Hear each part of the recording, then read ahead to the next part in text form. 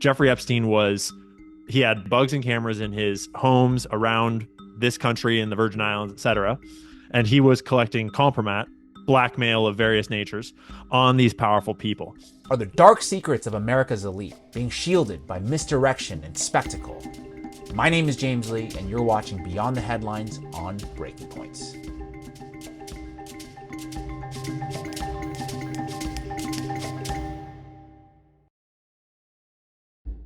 For years, the Jeffrey Epstein case has gripped the nation. A sprawling web of power, privilege, and unspeakable crimes, possibly even espionage, that continue to raise questions about accountability and justice. Just this week, the Trump administration raised what was promised to be a groundbreaking batch of newly declassified Epstein files, only to see it stumble into chaos with a botched rollout of already public documents and an ill-timed photo op featuring conservative influencers at the White House. One voice cutting through the noise is Ian Carroll, a journalist who's been relentless in speaking truth to power about the Epstein saga and its numerous implications, and he joins us today on Breaking Points. Ian, thanks for your time today. Thanks so much for having me on, James. Pleasure to be here.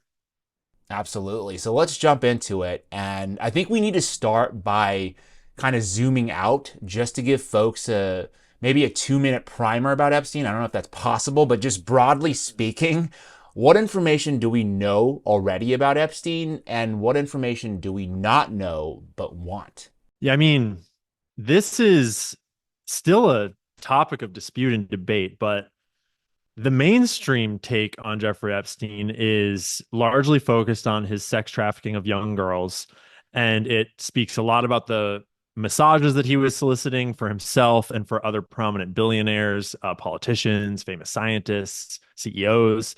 And the conversation of the mainstream scope largely stops at him sex trafficking minor girls for a bunch of sickos. And there are flight logs that have been public for a long time, and there's a contact book, his black book that's been public for a long time. But the mainstream conversation for years sort of stopped there and pinned everything on Jeffrey Epstein and Ghislaine Maxwell, his alleged second in command, and as though the crimes were all their own. There's an element that sort of, is edging more and more into the mainstream discussion that it was not just a operation selling pleasure and abuse, but also was a blackmail operation, which is very well documented and very well understood by people that actually have done research on it. That's not really in dispute. It's just often left out of the mainstream conversation that Jeffrey Epstein he had bugs and cameras in his homes around this country and the Virgin Islands, etc. And he was collecting compromat or blackmail of various natures on these powerful people. We don't have a lot of answers as to exactly who was blackmailed to exactly what degree, because it's hard to sort of tie correlations and just visits to properties or visits to his island as definitive proof that they engaged in any illegal acts with minors or that they were caught on camera doing so. So we're left with a lot of speculation in terms of the scope of that blackmail operation. But that is largely the end of the general public mainstream discussion. But we do know a lot more than that. And the definitive source on it up till now has really been Whitney Webb's 2-part book called One Nation Under Blackmail. And that book has been largely ignored by people that have large mainstream voices because it exposes a lot more of what he was actually up to and who put him into power and who was paying for this operation. And her book is extensively sourced, and she cites all of her sources. And I, to this day, have never seen any credible disputes of her research, her sourcing, and her conclusions, which she actually does not draw too many conclusions in that book. And a lot of the people that have done a lot of research arrive at a lot of the same conclusions, which indicate that not only was Jeffrey Epstein operating on behalf of intelligence agencies, probably plural, but that Israeli influence was heavily involved in putting him into power and establishing his blackmail networks. And obviously, the Israeli question is a very touchy subject in America, and so it's been largely ignored. And it wasn't just Israel. He clearly had help within the CIA and or FBI and probably within British intelligence as well. And so it's the intelligence agency linkages that sort of put a curtain around the reporting and tend to be where the line that shall not be crossed in mainstream discussions. Though by now we very clearly know that from numerous sources, from government to journalist to sort of independent sleuthing, that he clearly was affiliated with intelligence agencies. And that is the veil that we're trying to break through, is to get answers on the other side of that question. Yeah, I think you bring up really two good points, Ian, which is one, the heinous crimes, right? We want to see some of Yeah. these people brought to justice. But the second component, that blackmail espionage component, trying to figure out who Epstein's puppet master really was. I know that Dan Bongino, the new deputy FBI director, claimed that he was working for a certain unknown country in the Middle East. It's hard for me to imagine it being, Iran or Yeah. whatnot. But to you, I want to ask you, why, I think this is really important to stress on. Why do you think it's so important to continue to dig into Epstein? Specifically, how do you think it informs power structures that operate America today? Um, I mean, on the surface level, it's important to understand who he was working for and who put him into position, because when you're talking about blackmail, I mean, in a regular person's life, we don't have to deal with this concept. But when you're talking about blackmail of a politician, like, for example, the president of the United States, Bill Clinton, who is one of Epstein's primary targets, um, you're talking about that person effectively working for their blackmailer, because a blackmailer might not dictate someone's every move. They likely would not. But when a blackmailer makes a request of someone that they have blackmail on, it's very likely, especially when you're talking about blackmail of the severity and disgusting nature that we're talking about here, it's very likely that you're going to comply with every single request you that your blackmailer makes. And so if there's a blackmail operation that has effectively targeted like a Prince of England, the President of the United States, top CEOs at all of our top tech companies, bankers, and beyond, then you're talking about a group that has the ability to push entire nations around, to push entire Fortune 500 companies around, the ability to conduct an incredible amount of influence and pressure upon large parts of our world. It's kind of unfathomable to the average person how much leverage the person that controls the Epstein blackmail really has in our world today. And I think that as we talk more about what is developing right now, we'll be exploring how we're likely seeing that influence trying to cover up the operation, because that influence still exists. Yeah, I think that's a perfect segue to talk about maybe what happened Thursday. Given Yeah. everything that you talked about, I think we have to view it at least with a skeptical lens. Because, I mean, what we can say for sure is whatever the plan was, it probably didn't go exactly the way they wanted it to. No. Because Pam Bondi made it seem like there was going to be some kind of huge bombshell. There were influencers at the White House holding up binders of information, but then what was in there was basically already available online, in some cases even more redacted than what we had already online. Yep. So can you kind of break down what you think went wrong with the rollout? Do you think it was just incompetence, or maybe they were really hoping that this was going to satisfy the public? What's your take there? At this point, a lot of people, journalists and otherwise online, are offering takes as though they know, like, this is the real version or this is the real version. And I think that is quite short-sighted at this point. I think that we have very little information as to who is telling the truth and what were the intentions and what was a bungle versus what was a plan. And inherently, like we were saying earlier, when you're talking about exposing a long-standing blackmail operation that's been targeting our law enforcement agencies, our government officials, it is entirely possible. It's in fact very likely that there are many people that are within the current government structure that are supposed to be exposing these files that are actually compromised individuals. It's very likely that there are some people within our FBI, within our government, whatever, like whichever people it is, it's likely that some of them are actually there to cover this up. That might be because they are blackmailed themselves, or that might be because they have allegiances through other reasons, whether it's financial ties, cultural ties, just there's all kinds of reasons why someone might be acting on behalf of the cover up instead of the exposure. And it's not entirely clear who is doing what at this point. And a lot of people have a lot of theories. And I think it's worth listening to all the theories, but it seems, in my opinion, far too soon to decide who is telling the truth. So when you look at what has happened since disclosure on Thursday, um, and you unpack like what is being told to us, and if we assume that the general like the gist of what's being told to us by the people that were there, by Pam Bondi herself, Kash Patel, if we assume that they're telling the truth, a picture does emerge. And that picture is that the meeting was scheduled long in advance, and it originally had nothing to do with Epstein files. Theoretically, the influencers that were invited were not told that it had anything to do with the Epstein files. It was ostensibly the new alternative media being welcomed into the White House to as a gesture of good faith to say that we want to enter a new era of a relationship with the alternative media. And that's a great thing, in my opinion. Being a part of the alternative media, great thing. They all arrive at the White House, and simultaneously, the Epstein files story is breaking across Pam Bondi's schedule. And she and Kash Patel have been promising release of these files leading into their nominations and confirmations. And so they sort of were they had put themselves in a position where they had promised to release them within this time frame, and there's this meeting. And it's not entirely clear when and how exactly Pam Bondi discovered that the files that she was holding were woefully inadequate and clearly not even approaching all of the files. Um, it's hard for me to believe her official statements because she was saying that she was speaking in interviews as though the files are on my desk, like there's huge names, like we're going to really get to the bottom of this. But apparently the files that were on her desk, had she opened the folder and looked at the files on her desk, she was the attorney general in Florida during the Epstein trials and during his crimes, and like she should be familiar with what constitutes a bombshell in this case. And had she looked at the files that were in that binder prior to giving them out, she would have known that that is not what she was promising. There's a discrepancy there.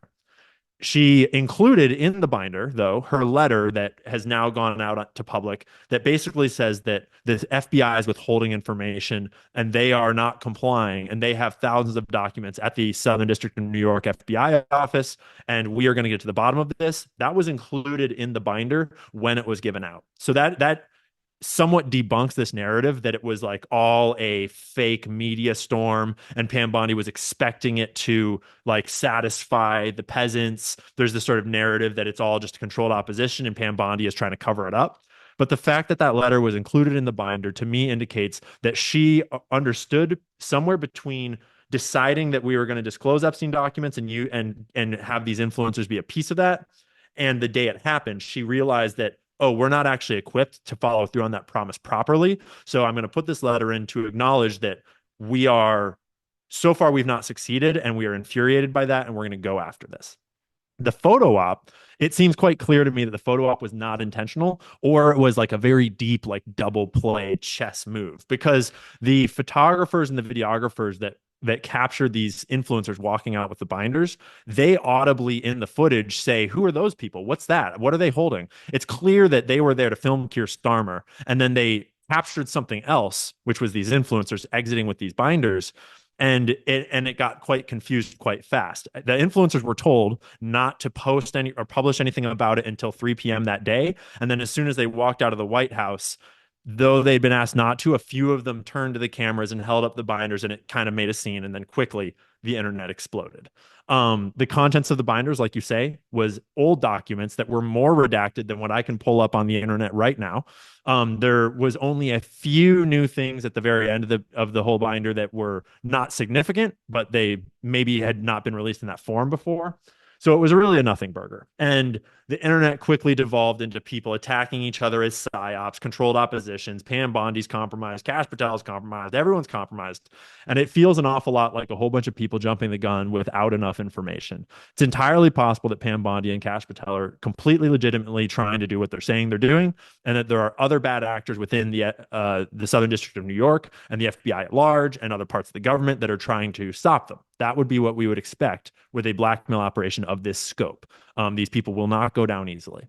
It is entirely possible that there are games being played. I saw that Tim Pool post he put out a theory the other day that maybe Pam Bondi actually did want that photo op to happen, and she sort of discreetly organized it so that the photographers would be there so that they would walk out because she actually wanted a public outrage campaign because she knew that she was going up against a rogue aspect of the FBI, and she needed public support that was outraged in order to legitimize showing up to a section of the FBI with force and making arrests and stuff like that.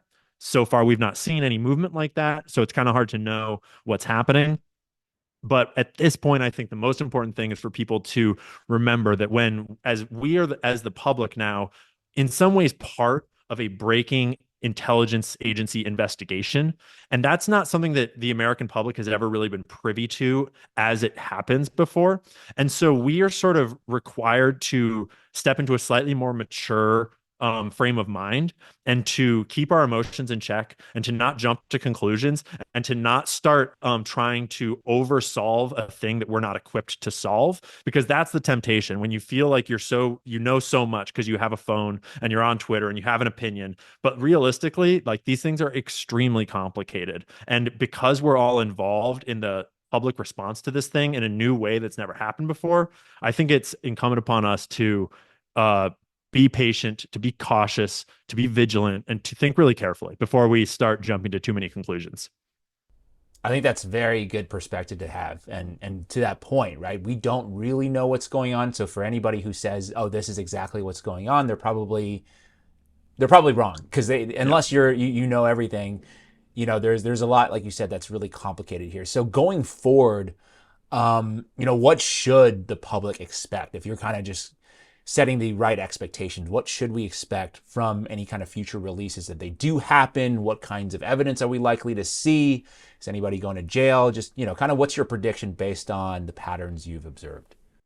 There's two very different ways to answer this question. And one is, what do we expect based on history of like corrupt government that never delivers, that always covers things up? It's like what's the pessimistic, like doomer version of what will happen? And I think that's the wrong way to look at this for so many reasons. Partially because this is a new administration that is very clearly breaking away from the old corruption. We have evidence that they are serious about that based upon how Doge has acted and what they've said and done. But beyond that, it's just the right thing to do, because if we don't expect the best from this operation, from this administration, then we give them permission to not be the best version of what we hope they would be, right? As the public, it's our job to hold them to account and to expect what's right. And they have very publicly stated that they're going to do what's right. So let's go. And what's right is there are thousands of documents at least. There's videos. We know the FBI confiscated tapes and hard drives and disks from Jeffrey Epstein's properties. We know that there's extensive evidence that has never been released to the public. And we certainly do not want like the video files to be put on the internet. We do not want, like, they are by definition child sex tapes. And those people deserve privacy. They deserve every bit of healing and respect and dignity that they can salvage from this. But B, that's illegal and that's not something that we want on the internet. That being said, it's possible that there could be some level of because it's, at this point, it's hard to trust our government. So maybe there's some level of transparency where in the Sean Combs lawsuits, they published photos where everything was pretty much blurred out, except for a clear face of the perpetrator, so to speak. Those sorts of things might be worth expecting or asking for so that we have some level of transparency on the evidence we're being told is on these drives, is what we have a way to confirm that. But all of the evidence that the FBI has in their possession is still only the tip of an iceberg, because as far as we're aware, the investigation was stonewalled and then shut down and then hidden and covered up. And so it's highly likely that there are hundreds and hundreds of potential leads within that evidence that have never actually been explored and acted upon and investigated. And any number of those leads could lead to an investigation into someone like Alan Dershowitz, Epstein's lawyer. It could lead to investigations into someone like Les Wexner, the billionaire that bankrolled most of the operation, who was running sex trafficking rings out of Victoria's Secret, Abercrombie and Fitch, and Hollister. So there's, and those are just a couple examples. There's endless examples, and I would imagine that within the files that we have theoretically right now, I would imagine that there is evidence that points towards these people, but not enough evidence to actually convict in a court of law. And so in some cases, maybe that means there's enough to make an arrest, and then that goes towards conviction relatively quickly. And in other cases, it's probably subpoenas, it's launching investigations. It's starting the process that should have been going on all along, which is these people are pedophiles. There are crimes against humanity happening. They are corrupting our government. This is treason and subversion.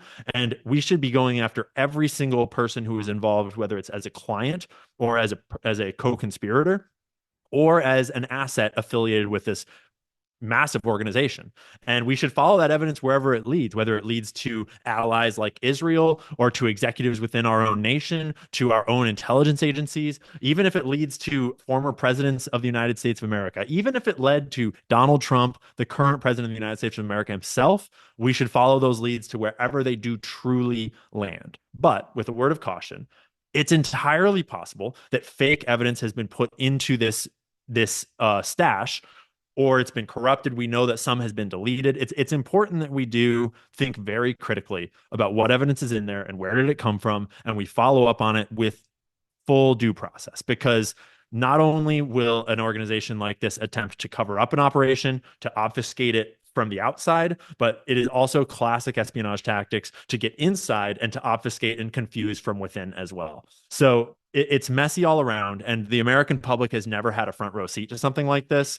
And so I think we are all in for quite a learning experience as a nation over the next year or two, as these hopefully as these investigations get underway and we see prosecutions.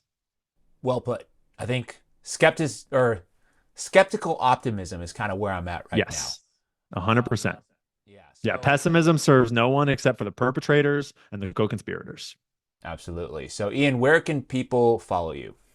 Best place to follow me is on X, where speech is currently the most free. My X handle is Ian Carroll Show on X, and from there you can find all my other stuff.